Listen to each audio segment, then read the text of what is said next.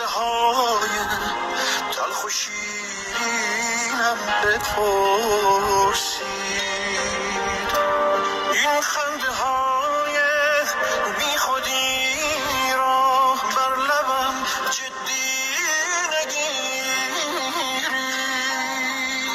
حال مرا از واژه های شعر غمگینم بپرسید. باور ندارم از خودی تسلیم بیچون و چرا